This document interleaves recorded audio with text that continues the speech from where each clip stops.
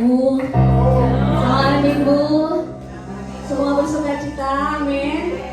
Siapa bersuka cita? Angkat tangannya. Mana senyumnya? Senyum hubungan otomatis sekali dong. Sampai terkeker ya kawan. Oke, kita mau siapkan hati kita mau beribadah.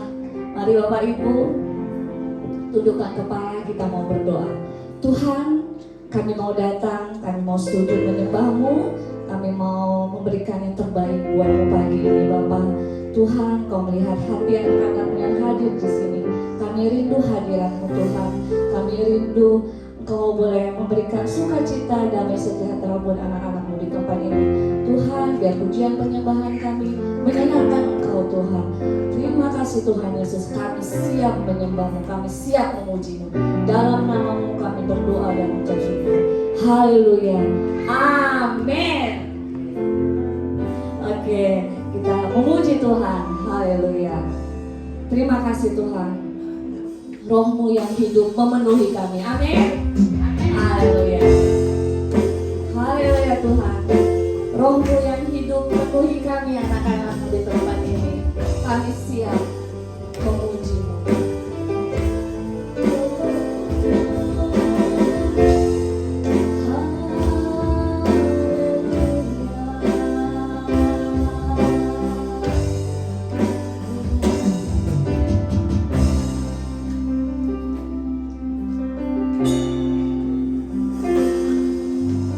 Roh-Mu yang hidup memenuhiku.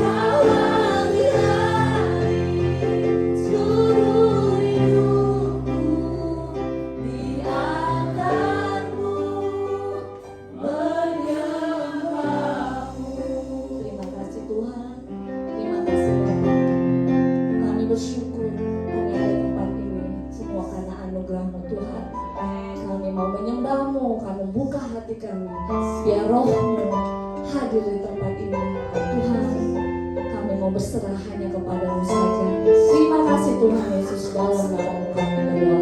Haleluya. Amin.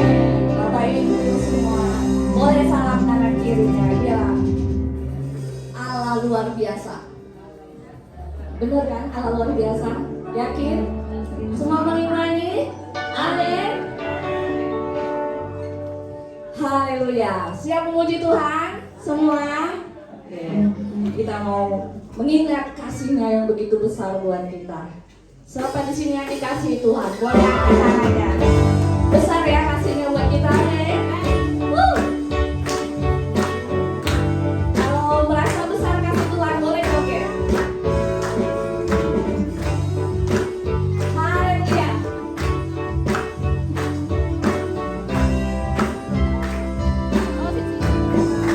Begitu besar kasih-Mu Bapa, Kau berikan anakmu yang tunggal. Di saat aku percaya, kasih menyelamatkan. Bukan sebagai hakim dunia, tapi penyelamat yang berkorban.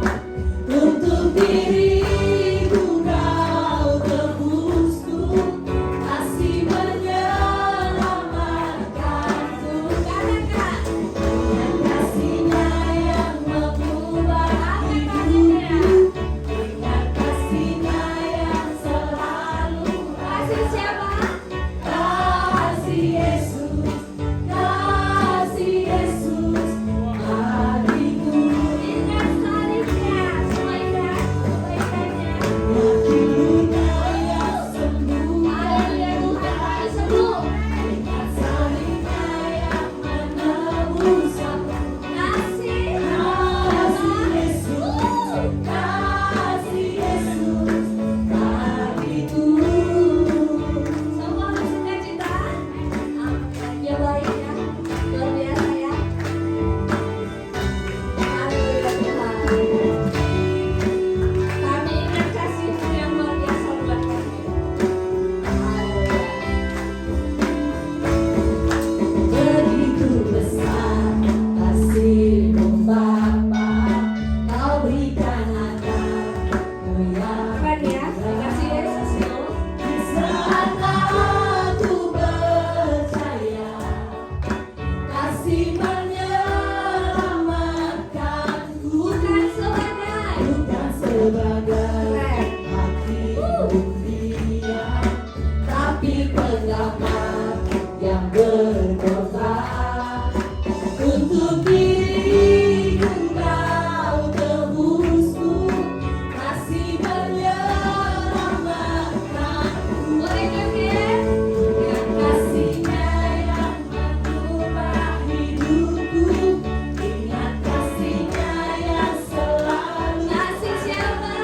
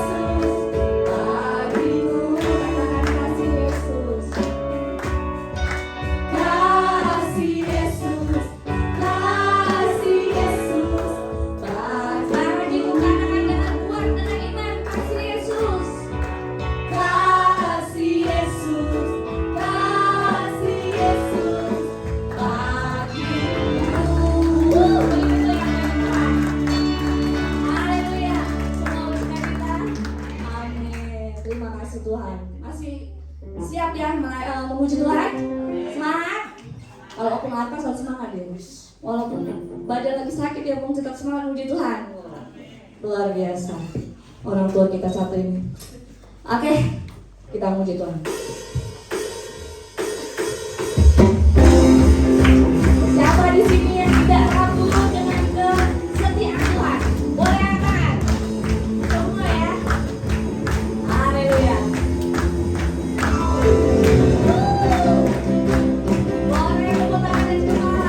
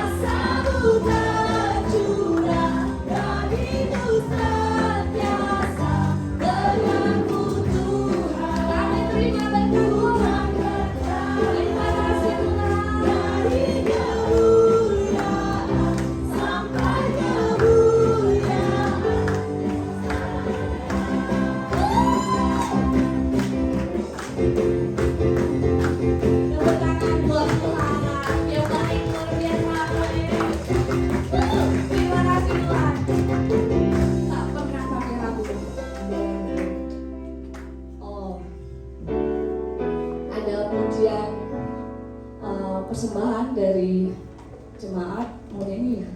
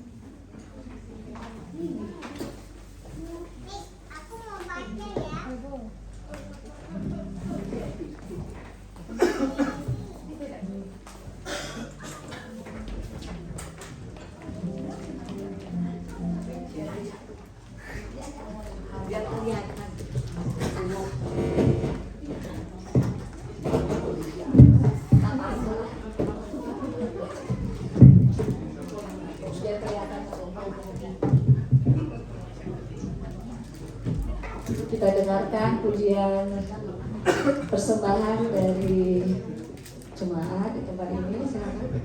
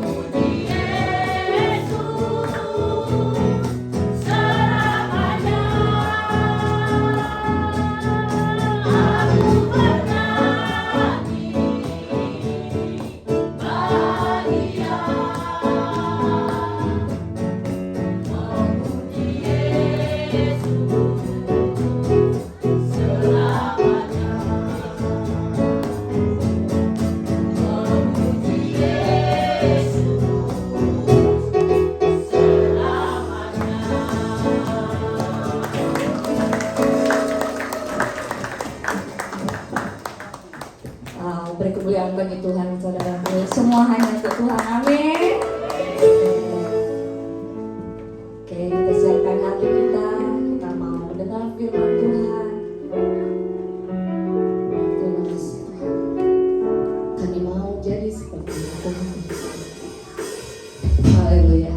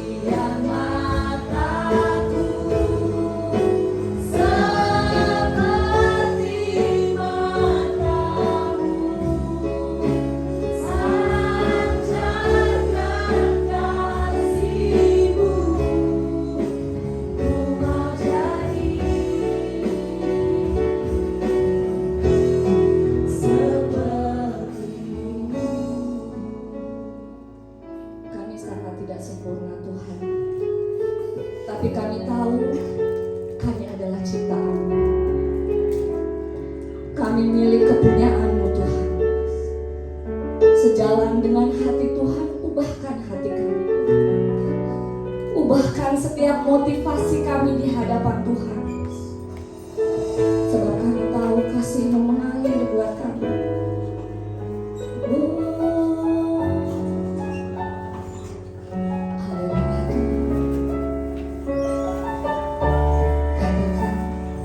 Ubah hati kami, hanya jemaat. Ubah hatiku seperti hatimu, sesalibmu kasih-Mu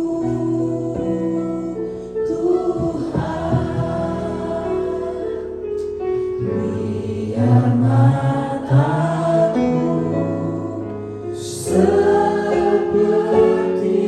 matamu, pancarkan kasih-Mu, ku mau jadi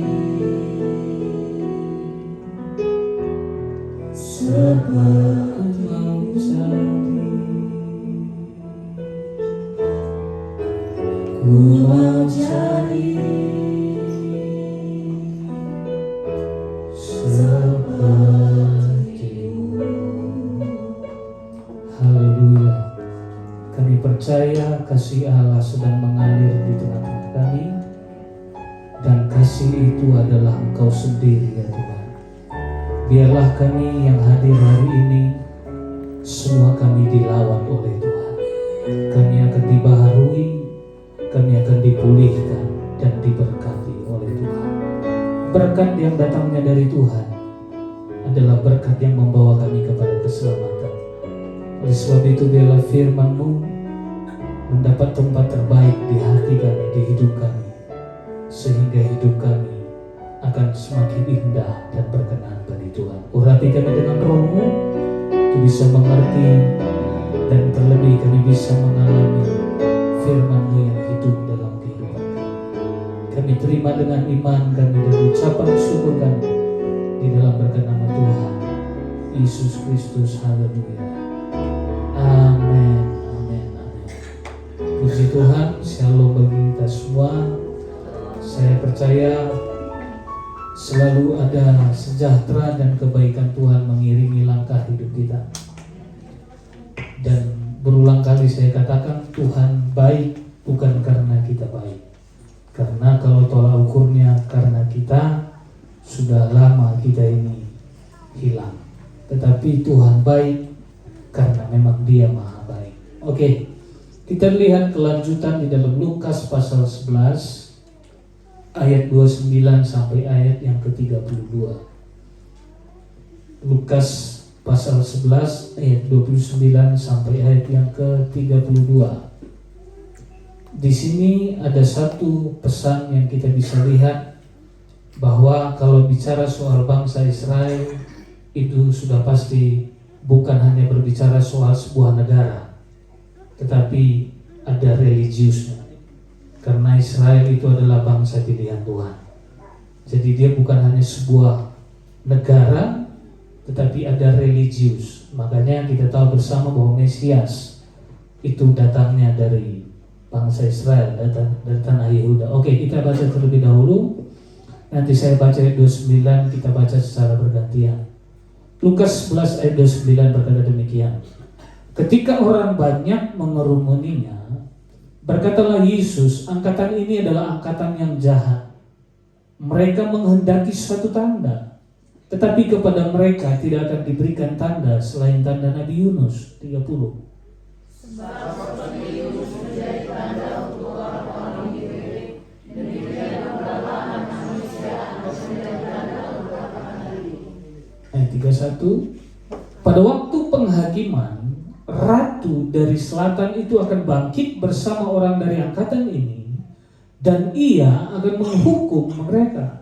Sebab ratu ini datang dari ujung bumi untuk mendengarkan hikmat Salomo, dan sesungguhnya yang ada di sini lebih daripada Salomo.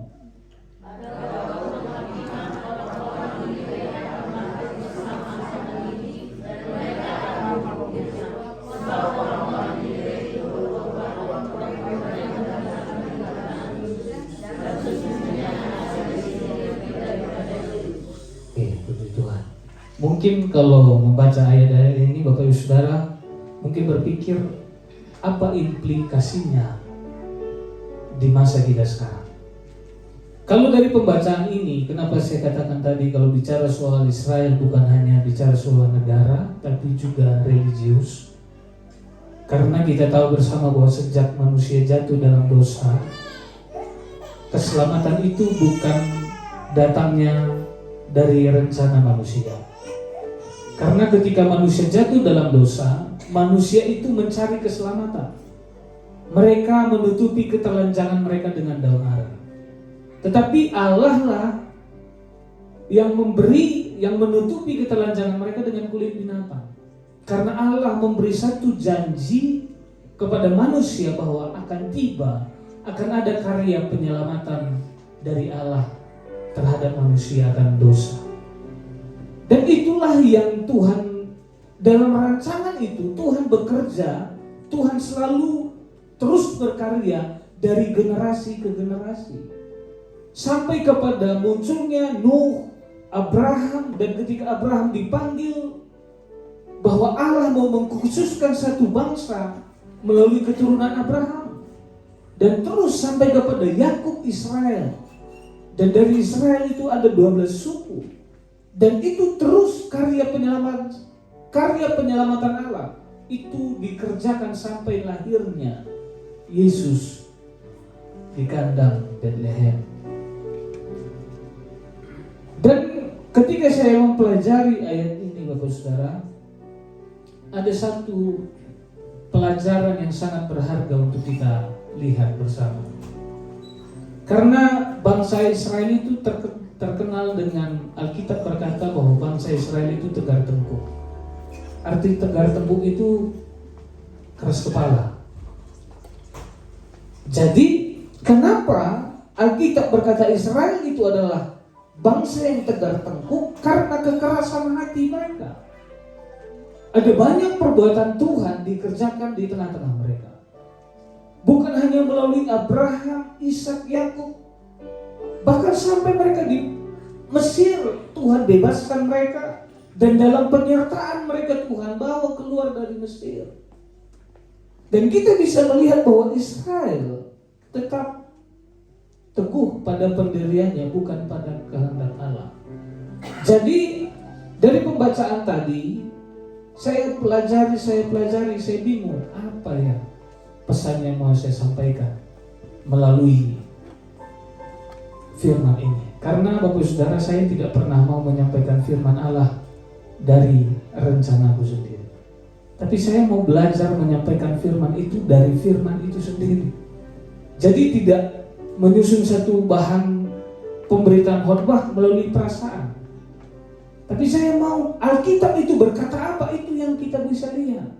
Dan kita bisa belajar bersama dalam kehidupan kita di masa sekarang. Dan dari pembacaan ini, kalau enggak kan kita sukanya cerita-cerita Daud, cerita soal berkat, kemenangan, peperangan, lain sebagainya. Berkat, anugerah, kebebasan, dan itu yang kita inginkan. Tapi coba kita lihat kebenaran apa dari pembacaan tadi. Ketika saya pelajari bahwa ada satu pesan Tuhan taruh ketika saya berdoa menyusun ini, sindiran bagi orang yang nyinyir dan ngeyel. Kenapa saya buat ini? Saya pelajari arti-arti kata-katanya, bahwa saya coba lihat sindiran itu artinya adalah perkataan yang bermaksud menyindir orang atau celaan, tetapi tidak secara langsung. Karena kita bisa lihat pembacaan tadi, kenapa Yesus membahas Yunus?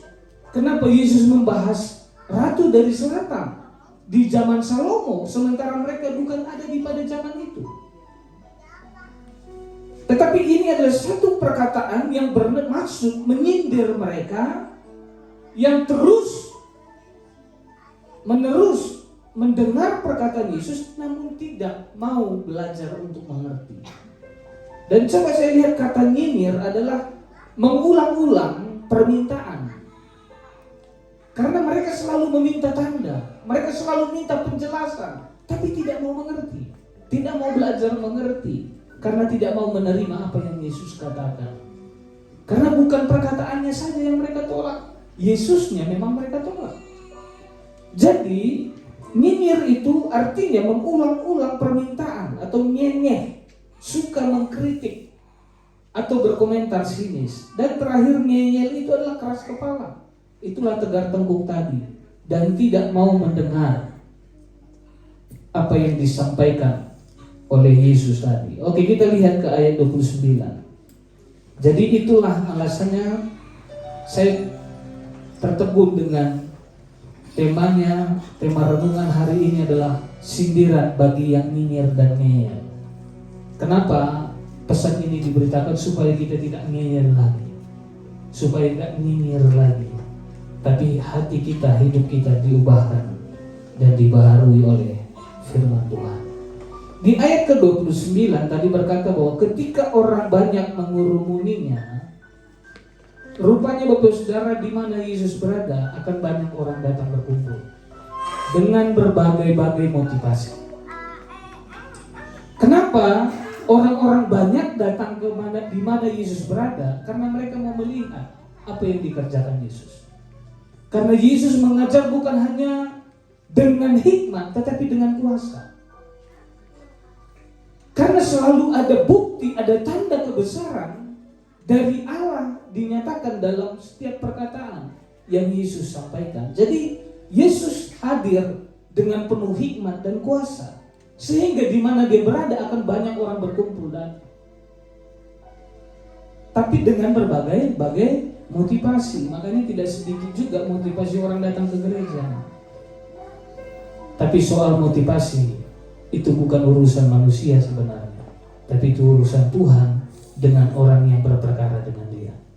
Jadi saya berharap kita juga datang beribadah kepada Tuhan dengan lurus hati, dengan rasa haus, dengan kerinduan, supaya apa? Jangan seperti orang.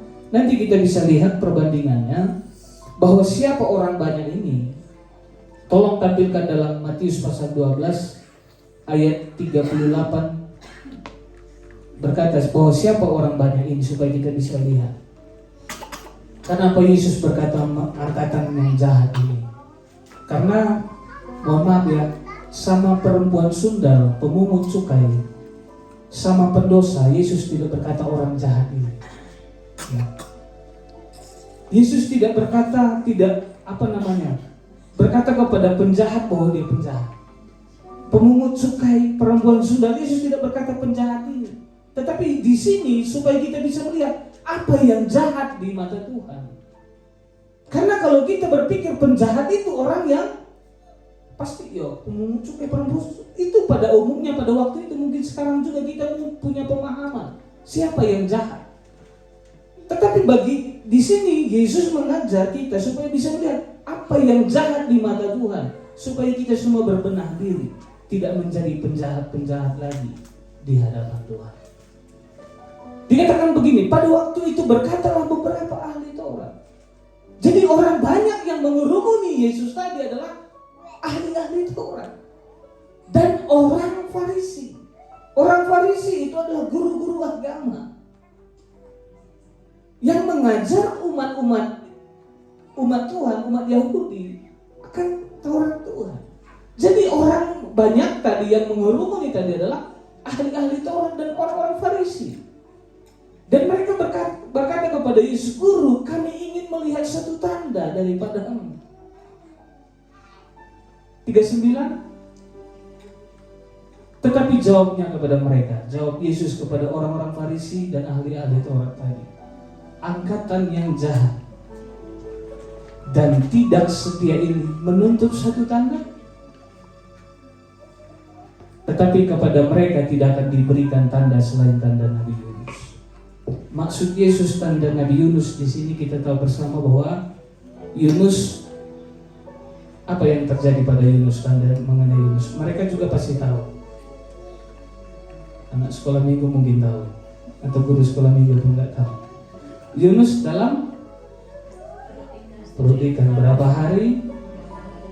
3 hari. Jadi apa yang dimaksudkan? Ini pun sebuah istilah, sebuah ibarat yang Yesus sampaikan bahwa Yesus pun akan ada tanda bahwa Yesus akan di dalam perut bumi. Artinya dia di dalam kubur 3 hari. Dan pada hari yang ketiga dia bangkit. Tapi apakah mereka berubah?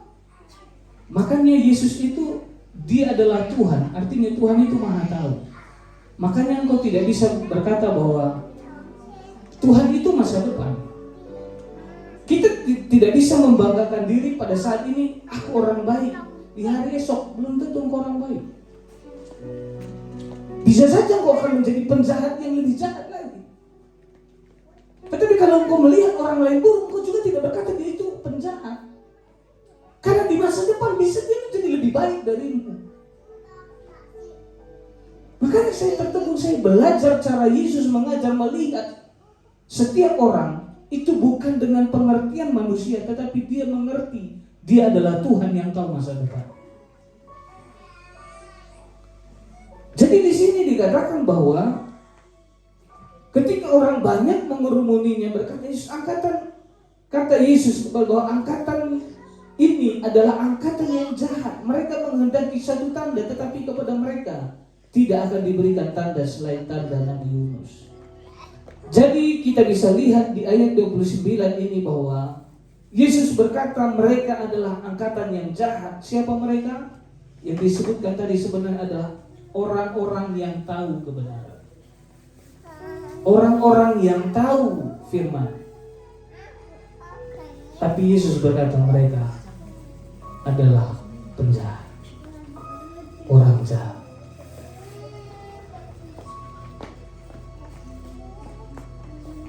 Kenapa Yesus berkata bahwa ahli-ahli Taurat, orang-orang Farisi itu orang jahat? Tadi dikatakan bahwa Yesus berkata mereka adalah orang jahat dan tidak setia. artinya durhaka. Arti ketidaksetiaan itu adalah durhaka. Jadi Bapak Saudara, saya berharap ini menjadi pelajaran yang sangat berharga bagi kita semua. Orang-orang yang sudah ditebus, engkau dapat menghargai keselamatan yang sudah engkau terima. Karena keselamatan itu tidak murah. Keselamatan itu nilainya, darahnya harus dicurah. Tidak sedikit orang Kristen sekarang tidak bangga lagi dengan salib. Tidak bangga lagi akan Kristus. Apa yang menjadi kebanggaan kekristenan sekarang? Gereja yang besar, kekayaan yang banyak, kedudukan yang baik. Saya tidak tahu seberapa lama kita sudah mengiring Tuhan. Tapi di dalam pengiringanmu, apakah engkau juga sudah jenuh terhadap Tuhan sendiri? Apakah cinta, kerinduan kita akan Tuhan pun sudah biasa ya? Tidak ada lagi kekaguman. Bapak Saudara masih kagum kepada Yesus? Kami di rumah sering sekali sulit saya menjelaskannya sama istriku. Karena perempuan kan beda cara berpikirnya dengan laki-laki. Karena kalau perempuan itu selalu minta tanda seperti ini tadi. Mana tandanya? Mana buktinya? Percaya saja. Mana tandanya? Mana buktinya? Sulitlah menjelaskan satu. Karena aku hanya menyampaikan apa yang Yesus katakan. Yesuslah yang membuktikannya, bukan aku, kan gitu.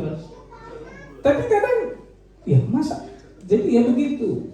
Jadi Bapak Saudara, saya berharap kita masih kagum akan Tuhan. Saya tidak tahu problem apa saja yang sudah kita hadapi dan sedang kita jalani. Tapi saya berharap kekaguman kita kepada Tuhan tidak semakin berkurang.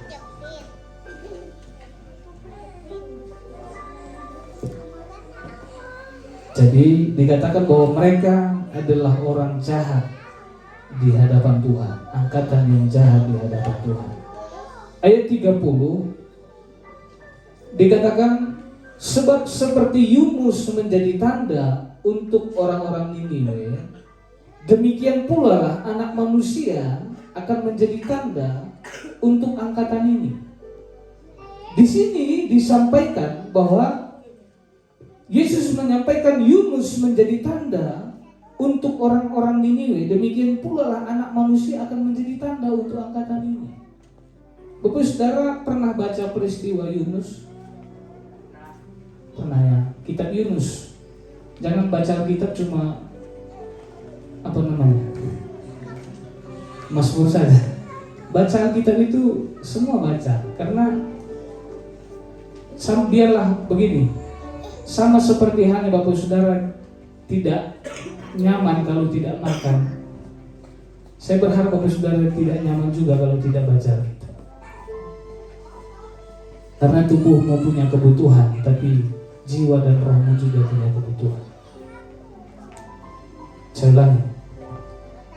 Tubuhmu punya kebutuhan, tapi jiwa dan rohmu pun punya kebutuhan. Tubuhmu akan berakhir, nggak tahu seberapa panjang usia yang akan Tuhan percayakan. Tapi jiwa roh kita itu kekal. Jadi saya berharap jangan abaikan kebutuhan jiwa dan roh kita, yaitu butuh Tuhan dan kebenaran. Dan di sini dikatakan bahwa di ayat 3, lompat ke ayat 32 lagi supaya kita lihat dulu, karena pada waktu penghakiman orang-orang Niniwe akan bangkit bersama angkatan ini dan mereka akan menghukumnya, sebab orang-orang Niniwe itu bertobat.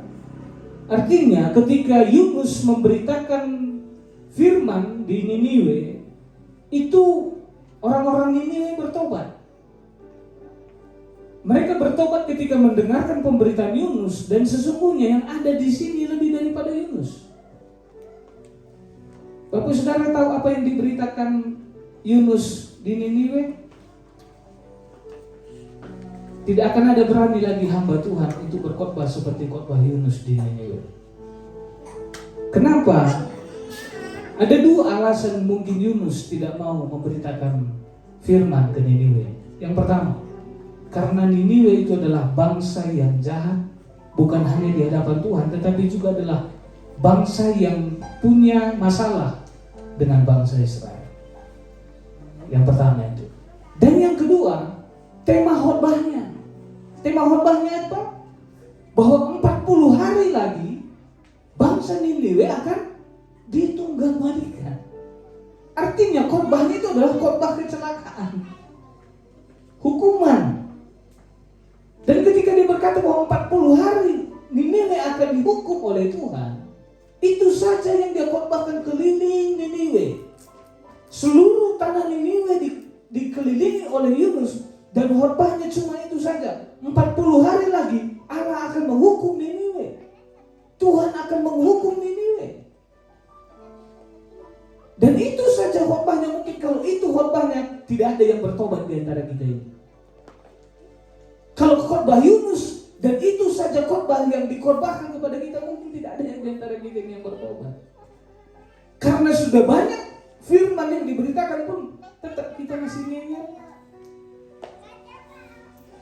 Niniwe, khotbah Yunus cuma itu saja, bahwa 40 hari lagi Allah akan menghukum Niniwe. Dan apa dikatakan Alkitab? Niniwe bertobat. Bapak Ibu Saudara, berapa kali sudah mendengar firman? Apakah sudah bertobat? Atau sampai hari ini belum bertobat? Berapa kali sudah berbicara mungkin firman Allah diberitakan mengenai pengampunan? Apakah sampai hari ini kau belum mengampuni? Berapa kali kau mendengar firman untuk hidup berdamai? Apakah sampai hari ini juga kau belum bertobat untuk hidup berdamai?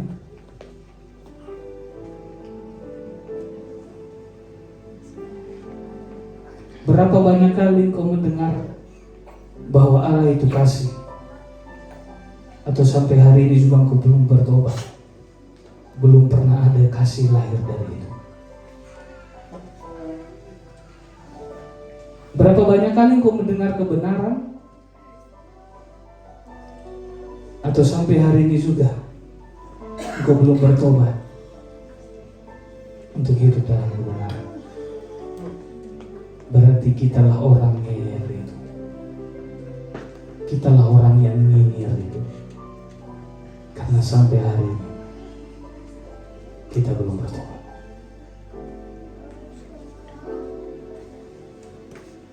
Kita gampang sekali menunjuk, tapi gak pernah berkaca.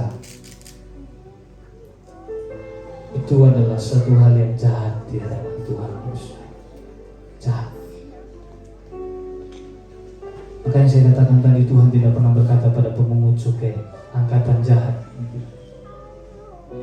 Tapi Yesus berkata bahwa ahli Taurat orang Farisi adalah angkatan yang jahat. Karena apa? Tetap merasa benar di hadapan Tuhan, padahal mereka tidak pernah dibaharui dalam kebenaran.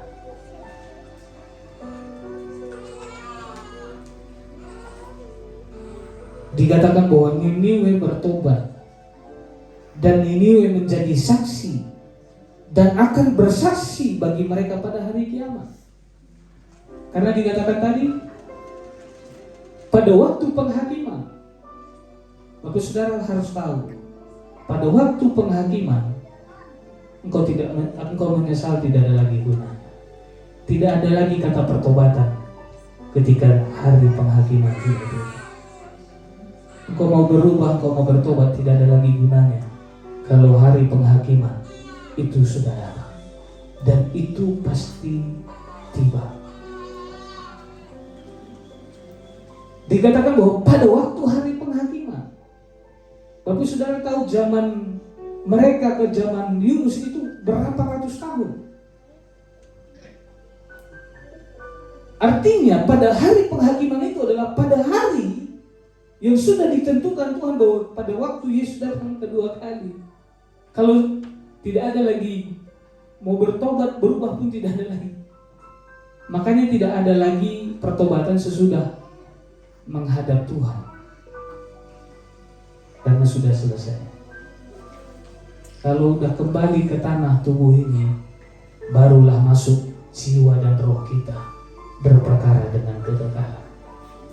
Makanya saya katakan tadi, tubuhmu punya kebutuhan untuk hidup di bumi ini. Tapi jiwa dan rohmu punya kebutuhan untuk hidup di bumi ini dan sampai di kekekalan. Jadi saya berharap, Bapak Saudara, jangan sampai nanti Musa, semua para nabi, kalaupun mereka sudah bersaksi, berkhotbah, kalau sudah hari penghakiman, kita hanya tinggal menunggu apa yang bagian yang harus kita terima. Tapi saya percaya di dalam Yesus kita akan dibaharui. Amin. Dalam Yesus engkau akan dibaharui. Dalam Yesus kita semua akan dibaharui. Jadi Yesus berkata bahwa dan sesungguhnya yang ada di sini lebih daripada Yunus. Siapa yang ada di sini yang dimaksudkan itu? Yaitu dirinya sendiri. Yesus itu sendiri lebih besar dari Yunus. Kalau Yunus berkhotbah, Niniwe bertobat. Betapa kerasnya mereka kalau firman itu sendiri yang ada di tengah-tengah mereka, tapi mereka tidak bertobat. Bapak Saudara tahu siapa firman? Yesus. Firman itu ada di tengah-tengah mereka dan berbicara langsung kepada mereka. Bapak Saudara tahu siapa yang dibicarakan oleh Yunus? Itu menunjuk kepada Yesus yang diberitakan. Firman yang diberitakan dan mereka bertobat. Tetapi pada waktu itu firman itu ada di tengah-tengah mereka. Dan saya pun percaya di mana firman diberitakan, firman itu ada di sana. Saya juga percaya dalam ibadah kita, dimanapun firman diberitakan, Allah itu ada di tengah-tengah kita. Dan saya mau katakan, firman itu jauh lebih besar dari si pemberitanya. Tapi pada waktu itu si pemberitanya adalah firman itu sendiri. Dan pada saat ini, hari ini, yang saya beritakan itu jauh lebih besar daripada saya yang memberitakannya. Karena yang saya beritakan itu adalah Yesus itu sendiri, firman itu sendiri. Makanya saya katakan bahwa semakin Bapak Saudara mengenal Tuhan, saya percaya semakin banyak kebesaran Tuhan yang membuat Bapak Saudara kagum. Tapi semakin Bapak Saudara kenal saya, akan semakin banyak kelemahan saya yang Bapak Saudara temukan. Kenapa? Karena hanya Dia yang besar.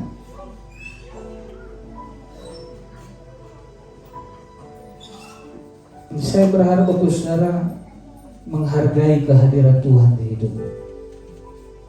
Kalau engkau menghargai Tuhan dalam hidupmu, engkau tidak akan ngeyel lagi. Engkau tidak akan nyinyir lagi akan firman Allah. Dan yang terakhir di ayat 31, pada waktu penghakiman, ratu dari selatan itu akan bangkit bersama orang dari angkatan ini. Ratu dari selatan itu adalah ratu yang datang kepada Salomo, dan ia akan menghukum mereka sebab ratu ini datang dari ujung bumi untuk mendengarkan hikmat Salomo. Dan yang sesungguhnya yang ada di sini lebih daripada Salomo. Bapak Saudara, di sini dikatakan bahwa ratu dari selatan juga akan bersaksi. Dia menjadi saksi dan bersaksi kepada angkatan yang jahat tadi. Dan ia akan menghukum mereka Karena apa? Ratu itu jauh datang dari selatan, dari ujung bumi untuk mendengarkan hikmat Salomo. Hikmat Salomo itu apa? Mendengarkan firman. Ada dua contoh yang Yesus sampaikan di situ. Yang pertama, contoh yang pertama adalah Yunus. Yunus itu bagaimana? Yunus itu adalah firman itu diutus. Betul? Kita bisa melihat firman itu diutus karena Yunus diutus untuk memberitakan firman. Dan contoh yang kedua, dan hal yang kedua yang Yesus sampaikan, firman itu bukan hanya yang diutus, tetapi ada contoh yang kedua. Ratu dari selatan itu, dia yang datang mengejar firman. Dia mendengar berita bahwa Salomo itu penuh hikmat. Dia penuh hikmat karena Allah memberi hikmat kepadanya. Dan kita bisa melihat dia bukan orang sembarangan. Saya ulangi, Ratu dari selatan itu datang membawa kekayaan yang begitu besar. Dia membawa persembahan yang banyak untuk datang bertemu dengan Salomo. Dan ketika dia datang dari tempat yang jauh untuk berjumpa dengan Salomo, dan Bapak Saudara kalau baca nanti di kitab Raja-Raja, di situ Bapak Saudara akan bisa lihat di dua Raja-Raja dan kitab Tawarikh, Bapak Saudara akan lihat bahwa di situ disampaikan begini, bahwa Ratu dari selatan itu berkata begini, aku saat ini berkata bahwa apa yang ku dengar itu terlalu kecil. Kenapa? Dan pada saat ini aku melihat bahwa hikmatmu itu jauh lebih besar daripada yang aku dengar. Saya juga percaya bahwa firman yang diberitakan manusia, diberitakan mungkin pendeta, hamba Tuhan, siapa saja, akan Bapak Saudara ketika berjumpa dengan firman itu akan Bapak Saudara semakin kagum bahwa tidak sesempurna ketika Bapak Saudara berjumpa dengan firman itu sendiri. Jadi ada dua contoh di sini disampaikan Yesus bahwa yang pertama tadi mengenai Yunus, bahwa firman itu diutus melalui Yunus untuk diberitakan. Dan yang kedua, Ratu dari selatan itu dia yang datang mencari firman. Ketika dia mendengar bahwa Salomo itu di dalam diri Salomo, pada Salomo ada firman, dia yang pergi. Dia yang berangkat datang untuk berjumpa dengan Salomo, untuk mendengar secara langsung hikmat yang ada pada diri Salomo. Apa yang ada pada diri Salomo? Yaitu firman juga. Makanya Yesus berkata bahwa yang ada pada saat ini lebih besar dari Salomo. Karena apa? Karena dia firman itu sendiri. Saya undang pemain musik, saya berharap Bapak Saudara, berbagai cara mungkin Tuhan sudah lakukan. Tuhan sudah mengutus.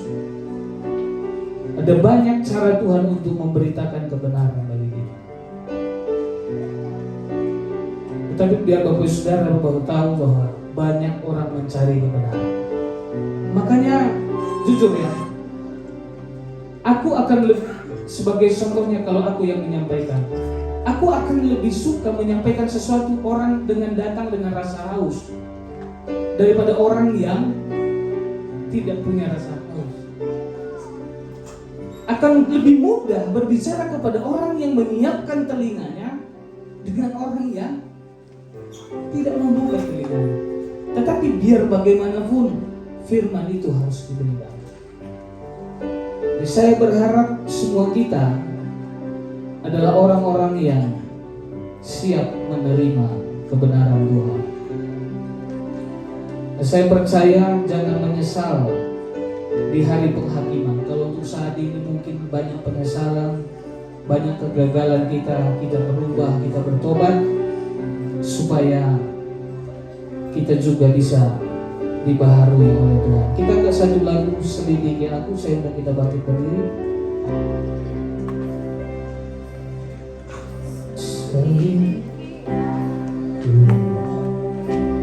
Lihat hatimu, apakah ku sungguh mengasihi Yesus, Allah Maha Tahu, dan menilai hidupku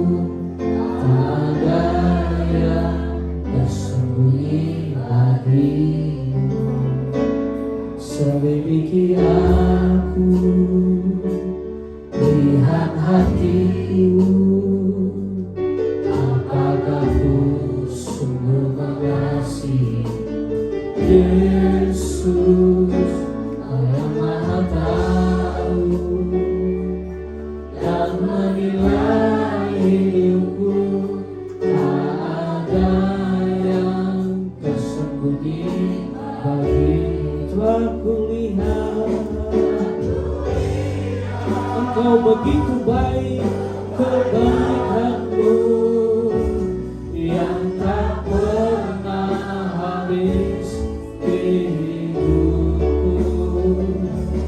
Ku berjuang sampai akhirnya Kau dapati aku tetap. Telah kulihat Kau begitu baik, Kau sangat baik, yang tak pernah habis di hidup. Kami mau berjuang untuk tetap setia. Ku berjuang sampai akhirnya Kau dapati aku tetap setia. Yesus berkata bahwa marilah kepadaku yang letih lesu dan berbeban berat. Hidup ini kita dipaksa untuk berjuang. Hidup ini melelahkan. Tetapi Yesus berkata, belajarlah kepadaku, sebab aku lemah lembut dan rendah hati. Bapak Saudara dengar, kekerasan hati bukan hanya membuat engkau tidak menikmati kebenaran, tapi kekerasan hatimu hanya akan merugikan dirimu sendiri. Selalu kekerasan hatimu bukan hanya engkau tidak dapat menikmati kebenaran, tidak menikmati Tuhan dan maksud Tuhan dalam hidupmu, tetapi kekerasan hatimu itu akan mencelakai dirimu sendiri. Itu hanya merugikan dirimu sendiri. Iblis akan datang, dia mungkin akan berbicara bahwa ketika kau mengeraskan hatimu, kau menang, kau beruntung, tapi sesungguhnya itu adalah dusta. Karena kekerasan hatimu bukan hanya merugikanmu, tapi itu mencelakai hidupmu. Jadi kebenaran apapun yang Tuhan suarakan dalam hidupmu, terimalah dengan sukacita. Belajarlah kepada Yesus yang lemah lembut dan rendah hati, supaya kau menjadi bejana yang akan dibentuk Tuhan dengan sangat berharga. Saya percaya setiap hidup kita yang hadir di sini, hadir di tempat ini, tidak ada orang jahat, tidak ada angkatan yang jahat di hadapan Tuhan. Tapi semua kita adalah angkatan yang ditebus dan berharga di hadirat Tuhan. Telah kulihat kebaikan Oh sungguh baik yang tak pernah habis di hidupku. Ku berjuang sampai akhirnya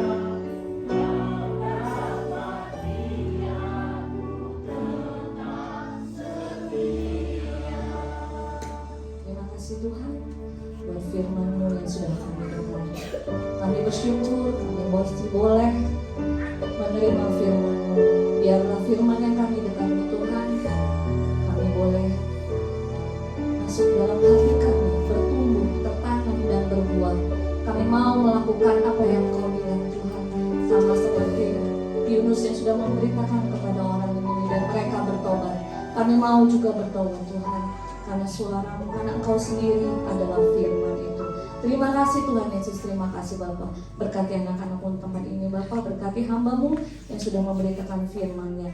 Biar firman yang boleh dia beritakan Tuhan, boleh membawa orang banyak mengenal Kau lebih dalam lagi. Berkati layanannya Bapa, berkati keluarganya, berikan kesehatan, kekuatan, segala yang dia butuhkan, dia perlukan Tuhan yang cukupkan. Terima kasih Tuhan Yesus, dalam nama-Mu kami berdoa dan bersyukur. Haleluya, amin. Silakan duduk Bapak Ibu. Saya akan bacakan untuk warta sepekan.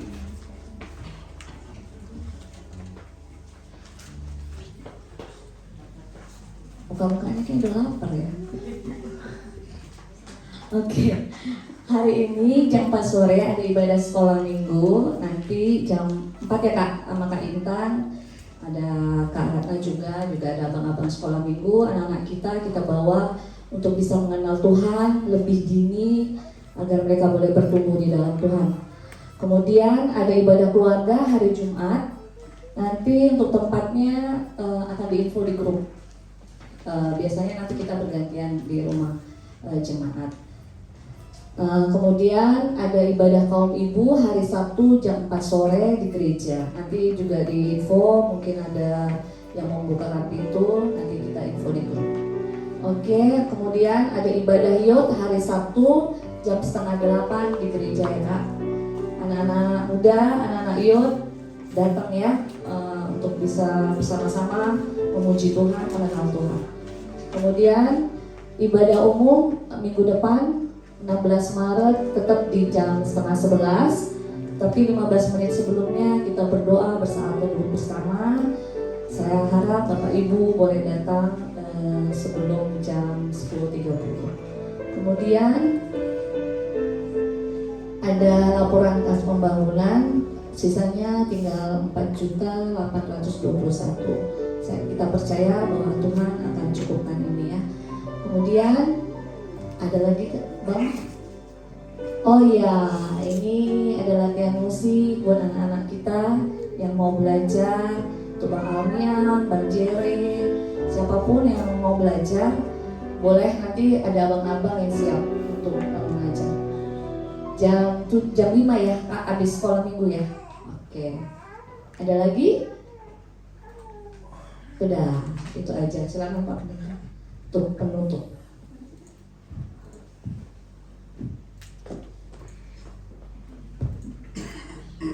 Wih, puji Tuhan. Ada video?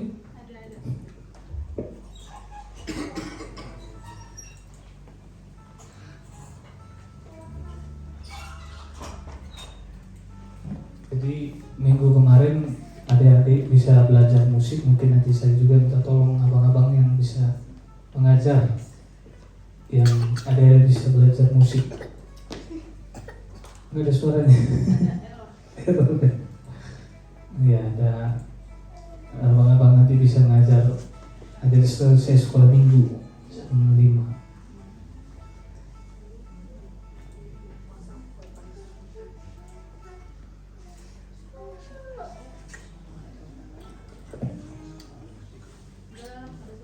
Oke, gitu aja. Oke, jadi mungkin nanti juga selesai sekolah minggu jam 5, adik-adik yang mau belajar musik nanti bisa datang.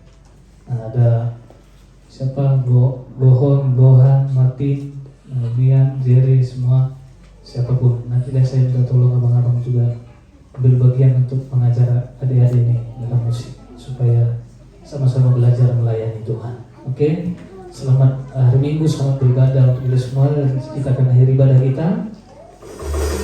Sampai kita semua bangkit berdiri. Kami memujikan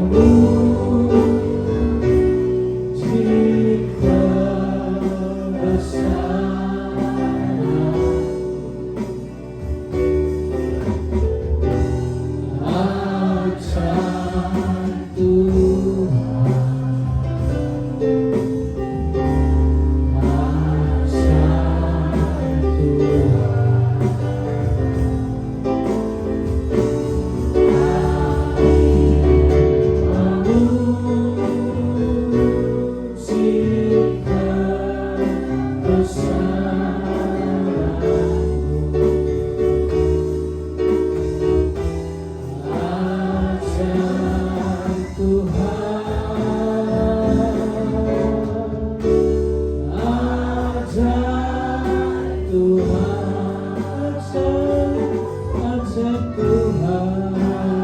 ajar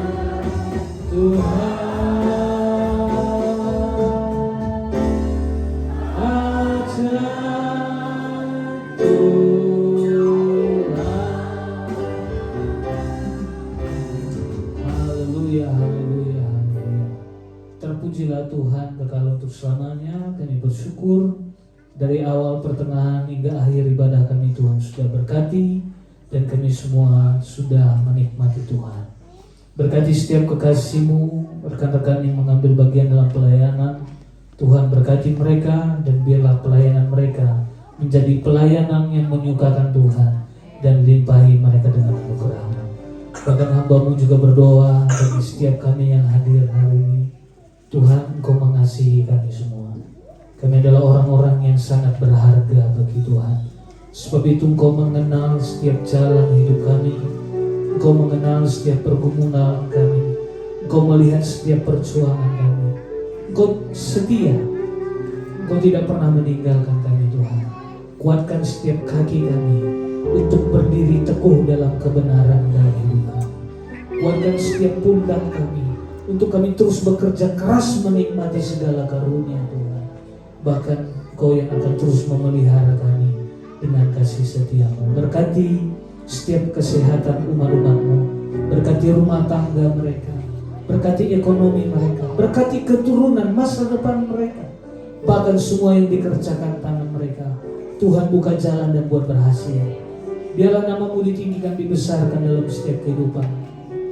Kami juga berdoa bagi Pak Situmorang yang tadi pagi diinfokan. Tuhan, kami tidak tahu bagaimana keadaannya saat ini, tapi Tuhan setia. Engkau jamah, pulihkan, sembuhkan. Bilur-bilur-Mu berkuasa menyembuhkan. Kami percaya Engkau hadir, lawatan-Mu nyata dalam hidupnya, sehingga tubuhnya dipulihkan, disembuhkan dalam nama Yesus.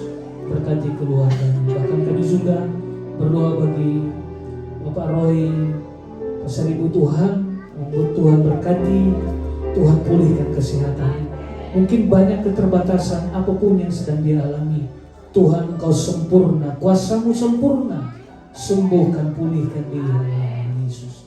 Bahkan semua kami yang berjuang menghadapi segala penyakit, Tuhan juga memulihkan, menyembuhkan. Terima kasih. Berkati juga lingkungan kami, berkati perumahan ini, berkati Cibunar, berkati Parung Panjang, berkati bangsa kami Indonesia. Pulihkan, selamatkan ya Tuhan. Terima kasih. Bahkan korban yang kami bawa kepada Tuhan, biar ini menjadi korban yang berkenan bagi Tuhan. Dan biarlah segala sesuatu yang kami lakukan, Tuhan berkati. Terima kasih. Jika sebentar kami akan pulang ke tempat kami masing-masing, Tuhan juga yang menyertai, memelihara kami tiba di rumah dengan segala penuh sukacita dan berkat damai sejahtera yang datangnya dari Tuhan. Bapak Saudara, sebelum kita akhiri semuanya, mari kiranya terimalah berkat, rahmat sejahtera dari Allah Bapa kita, cinta kasih sayang Allah yang sempurna, yaitu di dalam Yesus Kristus Tuhan Juru Selamat kita yang hidup, dan persekutuan dengan Roh-Nya yang kudus tinggal menyertai kita sekalian siang hari ini sampai Yesus datang kembali. Biarlah kita didapati tetap setia, tetap percaya, beriman kepada Allah yang hidup. Terimalah segala anugerah Allah yang sempurna di dalam nama Tuhan Yesus Kristus. Haleluya. Amin.